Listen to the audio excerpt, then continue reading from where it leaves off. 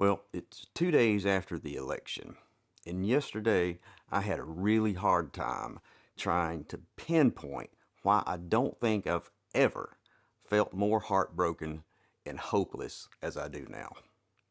There have been a lot of times in my life when I've been disappointed, when I've been depressed, when I've been angry, but I have never felt these things to the depth that I felt yesterday. But I gave it some thought, and I think I figured it out.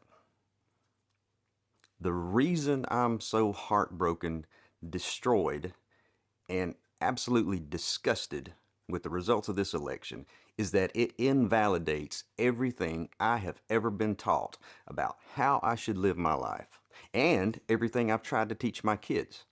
So it's an absolute betrayal to realize at 57 years of age that when it comes really down to it, over half of this country really doesn't value the notions of being kind, being generous, loving your neighbor, being accepting, having empathy, showing understanding, being truthful, being ethical in business, being sensible and level-headed, not being a bully, not being selfish, and not being a total asshole. And because I've been taught these things my entire life, it's really easy for me to see that Donald Trump is a vile and despicable human being. He exhibits everything that I have been taught to set my sights against in order to be a good, functioning member of society. But now, over half our country supports this person and believes that he's the one who's going to make America great. Well, hey, here's a secret. Someone who has worked so hard at sowing discord is never going to do anything to unite us. That's his big lie, because he doesn't benefit from Americans coming together. He and all the Tucker Carlsons and Alex Jones out there, they profit from the rage that they're able to manufacture. So don't tell me it's okay if we disagree, as if this is akin to our individual preferences for wine or toilet paper. This is not a simple disagreement. This is you telling me that the values I've held dear my entire life have no meaning or place in the real world. This is you telling me that I should be shrewd, deceptive, cruel, and intolerant. This is you telling me that the type of person you really admire and look up to is a rich, entitled, narcissistic, criminally convicted pussy grabber. And if you're one of those guys out there that likes Trump because, well, he says what's on his mind, he tells it like he sees it, he doesn't have a filter. Yeah, sometimes you need a filter. There was a time, not that long ago, when being an asshole wasn't cool. If you were a shitty person, you just kept a lot of that to yourself, and society was all the better for it. But now it's all, let's make America great again. And what I'd like to know is, what specific time in American history are you talking about? What year exactly? Because for a lot of folks, this right now, this current time in American history is the greatest.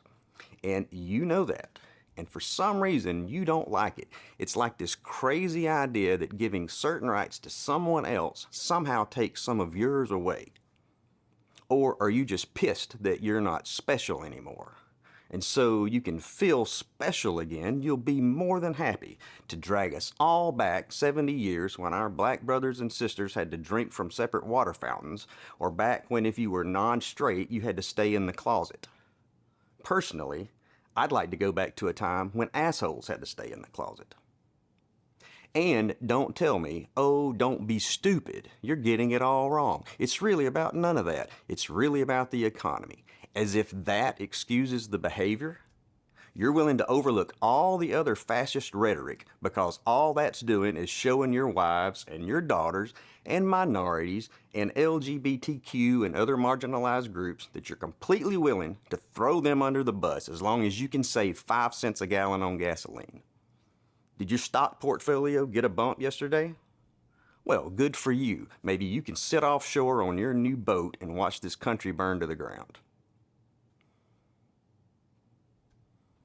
The reality is that as a country, we have the opportunity to take the high road, to stand for something higher than our basest instincts, to stand for equality and fairness, to stand for the overall good of everyone, but over half of y'all kept us from taking it.